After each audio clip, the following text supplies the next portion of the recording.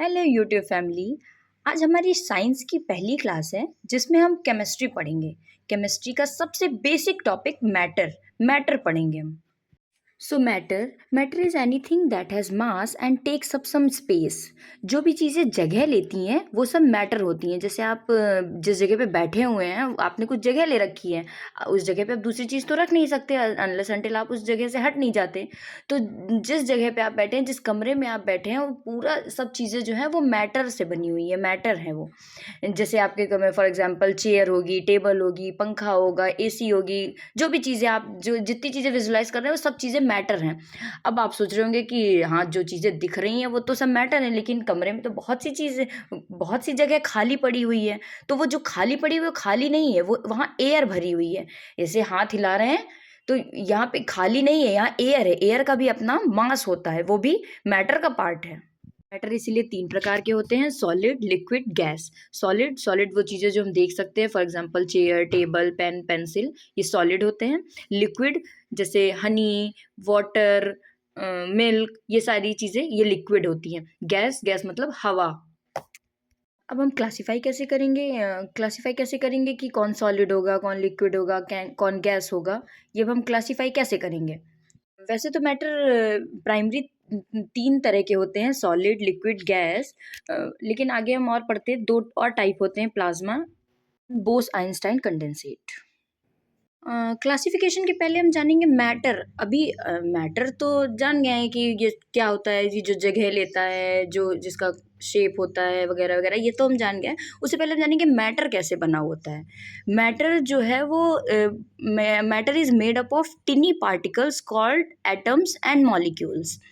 ये हम जानेंगे जैसे कि फॉर एग्जांपल चौक है। जैसे हम देखेंगे चौक है, ऐसे तो देखेंगे कि ये मैटर है, क्योंकि इसने कोई जगह ले रखी है, इसका फिक्स्ड शेप है। लेकिन ये एटम से मिलके बनी है, क्योंकि अभी हम इसको अगर तोड़ेंगे तो इसमें देखेंगे हम इसको जितना तोड़ेंगे, इसको मैश करते जाएंगे, इसके छोटे छोटे टाइनी पार्टिकल्स होंगे। ये देखिए, जैसे ये आपको दिख रहे होंगे, ये टाइनी पार्टिकल्स से मिलके मैटर बना होता है। देखेंगे सॉलिड्स के बारे में। सॉलिड्स की डिस्टिंक्ट बाउंड्रीज होती हैं, फिक्स्ड वॉल्यूम होता है, डेफिनेट शेप होता है, tendency to maintain the shape when subjected to outside force. Distinct boundaries और फिक्स्ड शेप का मतलब क्या हुआ? अब जैसे ये कॉपी है, ये पेन है, जैसे देखेंगे पेन है, इसकी डिस्टिंक्ट बाउंड्री है, फिक्स्ड शेप है इसका। इसको हम अपनी जगह पे रखेंगे तो इसने कुछ जगह ले रखी है कि अपने आप चलता कहीं चला जा रहा है। जैसे पानी है, पानी हम अभी अगर हम यहाँ पे पानी गिरा देंगे तो ये अपनी वो ढाल के हिसाब से जैसे भी होगा वो बहता चला जाएगा, बहता चला जाएगा। पानी का तो पानी की तो फिक्स्ड बाउंड्री होती नहीं है। तो हम पहले फिक्स्ड बाउंड्री की बात करते हैं कि जो चीज़ें होती हैं, जो सॉलिड्स होते हैं, उनकी फिक्स्ड बाउंड्रीज होती है। ऐसा तो है नहीं कि वो अपने आप कहीं भी बढ़ता चला जा रहा है, कहीं भी बहता चला जा रहा है, ऐसा नहीं है। Tendency to maintain the shape when subjected to outside force. जब कोई आउटसाइड फोर्स लगेगा तो वो अपने शेप को रीगेन कर लेते हैं। जैसे फॉर एग्जांपल ये पेंसिल है, इसमें अभी हम कोई बहुत तेज़ से फोर्स लगाएं तो ये क्या होगा, ये टूट जाएगा। ऐसा तो है नहीं कि अपना शेप वापस ले लेगा, लेकिन हाँ, बहुत हद तक कोशिश करते हैं कि वो अपने शेप पे रीगेन हो जाए। क्यों होता है ऐसा? क्यों होता है? क्योंकि जो सॉलिड्स होते हैं उनके बीच में जो इंटरमॉलिक्यूलर फोर्स होता है वो बहुत ही ज़्यादा होता है। उनके मॉलिक्यूल्स जो होते हैं आपस में बहुत ही टाइटली पैक्ड होते हैं, एक दूसरे को बहुत एकदम जकड़ के रखते हैं। जब हम लिक्विड को देखते हैं तो उसके जो मॉलिक्यूल्स होते हैं वो लूजली पैक्ड होते हैं। सॉलिड के कंपैरिजन्स में उसके मॉलिक्यूल्स जो होते हैं वो दूर दूर होते हैं। सॉलिड का जो होता है कोई भी फिक्स्ड शेप नहीं होता है। जैसे हम पानी लेते हैं, जैसे ये ग्लास ऑफ वाटर है, इसको हम देखेंगे, अभी ये पानी इस ग्लास के अंदर है तो इसने इसका शेप ले रखा है। उसी जगह पे अगर इसको हम इस कटोरी में डाल देंगे इस पानी को, तो ये कटोरी का शेप ले लेगा पानी। इससे हमें क्या पता चलता है कि सॉलिड का जो होता है वो कोई फिक्स्ड शेप नहीं होता है, फिक्स्ड वॉल्यूम तो होता है। पानी, अब अगर इसमें एक ग्लास पानी है, मान लीजिए इसमें 10 ml पानी होगा, तो पानी तो उतना ही रहेगा, पानी नहीं बढ़ घट जाएगा, लेकिन हाँ, वो अपना शेप चेंज कर लेता है। गैस में क्या होता है? गैस में जो फोर्स ऑफ अट्रैक्शन होता है वो इतना कम होता है, वो कहीं भी भागता चला जाता है। मतलब हवा, अब गुब्बारा में हवा भरते जाते हैं, जितना भरते, जब तक वो फूट नहीं जाता वो भरता चला जाता है। ऐसा नहीं है कि अभी हम हवा भर रहे हैं तो बस खत्म, अब हो गई, ऐसा नहीं होता। वो भरता चला जाता है, वो फूट जाता है, फट जाता है गुब्बारा, लेकिन फिक्स नहीं होता है। लिक्विड की बात करें, liquid is a state of matter that can flow and take the shape of its container. Gas, gas substance that is a gaseous और वेपरस। अब एग्जिबिट्स बिहेवियर यूनिफॉर्मिटी। अब बिहेवियर यूनिफॉर्मिटी मतलब क्या होता है? इसका मतलब होता है कि इसके जो पार्टिकल्स होते हैं इतना दूर दूर होते हैं कि इसकी इंडिविजुअल कोई इंडिविजुअलिटी नहीं है, होती है, वो यूनिफॉर्म तरीके से बिहेवियर दिखाती हैं। सारी गैसेस जो भी होती हैं, जितनी भी तरह की गैसेस होती हैं, अभी हम आगे पढ़ेंगे गैसेस के बारे में, तो एक ही तरह सारी गैसेस बिहेव करती हैं, सारी गैसेस। हम समझ गए कि सॉलिड का जो होता है फिक्स शेप होता है, लिक्विड को जिस कंटेनर में रखते हैं वो उसका शेप ले लेता है, और गैस का सच ऐसा कोई शेप तो होता नहीं है। और इसमें यूनिफॉर्म बिहेवियर यूनिफॉर्मिटी होती है। और ऐसा क्यों होता है? क्योंकि जो सॉलिड के पार्टिकल्स होते हैं वो बहुत ही टाइटली पैक्ड होते हैं, लिक्विड के उससे कम होते हैं और गैस के बहुत ही कम होते हैं, बहुत दूर दूर होते हैं। सॉलिड दो तरीके के होते हैं, two types of solid, amorphous solid and crystalline solid. ठीक है, अब एमॉर्फस सॉलिड क्या होते हैं? एमॉर्फस सॉलिड्स होते हैं उसमें आइसोट्रॉपिक इन नेचर होते हैं, और क्रिस्टलाइन सॉलिड जो होते हैं वो एनिसोट्रॉपिक इन नेचर होते हैं। आइसोट्रॉपिक इन नेचर मतलब होता है कि same properties in all directions, और एनिसोट्रॉपिक इन नेचर मतलब properties very very with direction, मतलब बदलती रहती हैं। एमॉर्फस सॉलिड्स जो होते हैं वो इरेगुलर शेप के होते हैं, एनिसोट्रॉपिक क्या डेफिनिट शेप होता है। एमॉर्फस सॉलिड्स जो होते हैं स्यूडो सॉलिड्स होते हैं। स्यूडो सॉलिड्स मतलब फॉल्स, स्यूडो मतलब क्या होता है? फॉल्स। और क्रिस्टलाइन सॉलिड्स जो होते हैं वो ट्रू सॉलिड्स होते हैं। अब एमॉर्फस सॉलिड्स होते हैं irregular arrangement of constituent particles होते हैं।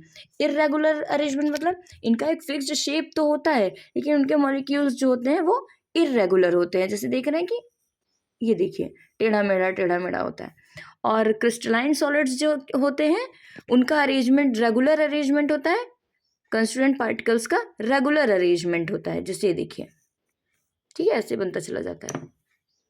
अब एमॉर्फस सॉलिड्स का क्या होता है कि they have sharp melting point, और क्रिस्टलाइन सॉलिड में शार्प सॉरी एमॉर्फस सॉलिड में जो होते हैं वो do not have sharp melting point, and crystalline solids जो होते हैं वो उनका शार्प मेल्टिंग पॉइंट होता है। अब ये शार्प मेल्टिंग पॉइंट मतलब क्या होता है? Sharp melting point, sharp melting point मतलब हुआ कि जैसे किसी सॉलिड को हमने मेल्ट करना शुरू किया, हीट करना शुरू किया, वो एक सर्टेन टेम्परेचर पे आके मेल्ट हो जाए, तो वो उसे क्या कहते हैं? Sharp melting point. और और अगर वो एक पर्टिकुलर पॉइंट पे आके मेल्ट नहीं हो रहा है, वो धीरे धीरे मुलायम हो रहा है, धीरे धीरे सॉफ्ट होता चला जा रहा है, हल्का होगा, ऐसा क्यों होगा? क्योंकि उनके बीच में जो सॉलिड्स के जो इंटरमॉलिक्यूलर फोर्स होंगे, जो मॉलिक्यूल्स होंगे, वो धीरे धीरे लूज होते चले जाएंगे। अभी जैसे मान लीजिए प्लास्टिक है, प्लास्टिक देखिए, अगर रबर बैंड है, रबर बैंड को आप जलाएंगे तो वो एकदम से गायब थोड़ी ना हो जाएगा, वो धीरे धीरे पिघल के बहता चला जाएगा। ऐसा क्यों होगा? कि क्योंकि जो सॉलिड्स के बीच में इंटरमॉलिक्यूलर फोर्स ऑफ अट्रैक्शन है वो टूटने लगेगा, धीरे धीरे लूज होने लगेगा। सॉलिड्स को क्या कहेंगे? एमॉर्फस सॉलिड्स कहेंगे। एमॉर्फस सॉलिड्स का एग्जांपल जैसे भी मैंने glass, rubber, plastic, amorphous solids होंगे। क्रिस्टलाइन सॉलिड्स क्या होंगे? Copper, silver, NaCl। क्या समझ आया? तो अब देखेंगे, जैसे सॉलिड है, सॉलिड्स को हीट कर देंगे, जैसे सॉलिड है उसको हीट कर देंगे तो लिक्विड बन जाएगा, लिक्विड को जब और गर्म कर देंगे तो भाप में बदल जाएगा।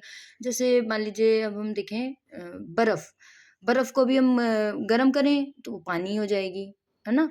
और अभी उसी पानी को और बॉयल करते जाएंगे, और बॉयल करते तो वेपर बन के हवा में उड़ जाएगी। तो सॉलिड, लिक्विड, गैस। ऐसा क्यों होगा? क्योंकि जो सॉलिड्स का जो इंटरमॉलिक्यूलर फोर्स ऑफ अट्रैक्शन होगा वो ढीला होता चला जाएगा, कम होता चला जाएगा। देखिए इसका फोर्स ऑफ अट्रैक्शन जो इसके बीच में है वो सब लूज होते चले जाएंगे, फिर वो लिक्विड हो जाए और लूज हो जाएंगे तो फिर वो गैस हो जाएंगे। लास्ट पढ़ेंगे plasma, fourth state of matter. अभी हम सॉलिड को हीट कर रहे थे, लिक्विड बन रहा था, लिक्विड को हीट करेंगे जब बहुत ज़्यादा तो वो गैस बन जाएगा, वो गैस को हीट करेंगे तो वो प्लाज्मा बन जाएगा। प्लाज्मा जो है वो आयनाइज्ड गैस है, जिसमें जो रफली इक्वल पॉजिटिव और निगेटिव चार्ज्ड पार्टिकल्स होते हैं। ठीक है, फोर्थ स्टेट ऑफ मैटर है। गैस को भी जब हम बहुत ज़्यादा हीट कर देंगे तो क्या हो जाएगा वो आयोनाइज़्ड गैस हो जाएगी। हो जाएगा उसके आयन्स बन जाएँगे। आयन्स बन जाएँगे मतलब उसमें जो है इक्वल पॉज़िटिव चार्ज हो जाएँगे और नेगेटिव चार्ज्ड आयन्स हो जाएँगे और इसीलिए ये इलेक्ट्रिसिटी कंडक्ट करने लगता है। इसीलिए प्लाज़्मा को अलग-अलग जगह पे यूज़ किया जाता है जैसे कि मेडिसिनल पर्पज़ के लिए भी यूज़ किया जाता है। जैसे कि आप कभी अगर डेंटिस्ट के पास गए होंगे तो देखा होगा वो एक लाइट रहती है। देखा होगा कि वो ब्लू कलर की या कभी रेड कलर की लाइट यूज़ करते हैं नहीं ऐसे ही लाइट जला के देखते हैं। वो सेंसिटाइज़ करने के लिए यूज़ की जाती हैं और ये नियॉन लाइट्स भी होती हैं। मतलब नियॉन लाइट्स में भी इनका यूज़ किया जाता है और जो हमारा सन है स्टार्स हैं, इन सब में प्लाज़्मा होता है क्योंकि इसमें इतनी ज़्यादा हीट होती है, तो ये है कि गैस जो होती है वो आयनाइज़ हो जाती है, तो वो ग्लो करने लगती है। इसी प्रॉपर्टी का यूज़ करके इन्हें नियॉन लाइट्स में भी यूज़ किया जाता है प्लाज़्मा का। भी चीज़ें आपको दिख रही हैं जिनकी अपनी खुद की लाइट होती है, उसमें प्लाज़्मा होता है, प्लाज़्मा की वज़ह से। कंपैरिज़न कर लेते हैं, कंपैरिज़न ऑफ स्टेट्स करेंगे। अब स्टेट्स ऑफ मैटर सॉलिड हो गया, लिक्विड हो गया, गैस हो गया। सॉलिड्स का इंटरमॉलिक्यूलर स्पेस जो होता है वो बहुत लो होता है, काइनेटिक एनर्जी भी बहुत लो होती है, मूवमेंट भी बहुत लो होता है और फोर्स ऑफ अट्रैक्शन लेकिन बहुत हाई होता है। अब लिक्विड का इंटरमॉलिक्यूलर स्पेस जो होता है वो मीडियम होता है, काइनेटिक एनर्जी मीडियम होती है, मूवमेंट मीडियम होता है, फोर्स ऑफ अट्रैक्शन भी मीडियम होता है। गैस का इंटरमॉलिक्यूलर स्पेस जो होता है हाई होता है, काइनेटिक एनर्जी भी हाई होती है, मूवमेंट भी हाई होता है, लेकिन फोर्स ऑफ अट्रैक्शन जो होता है वो बहुत ही लो होता है। ठीक है? Typically formed when a gas of bosons at very low density is cooled to temperature very close to absolute zero. Absolute zero मतलब 0 केल्विन। पहले सॉलिड देखा, लिक्विड देखा। सॉलिड को जब हम हीट करेंगे तो लिक्विड बन जाएगा, लिक्विड को जो हम बहुत हीट करेंगे तो वो गैस बन जाएगा और गैस को जब हम बहुत ज़्यादा हीट कर देंगे तो प्लाज्मा बन जाएगा। लेकिन अगर उसी गैस को हम बहुत ज़्यादा ठंडा कर देंगे 0 केल्विन पे तो वो बोस-आइंस्टाइन कंडेंसेट बन जाएगा। ये हमारा 5th स्टेट ऑफ मैटर है।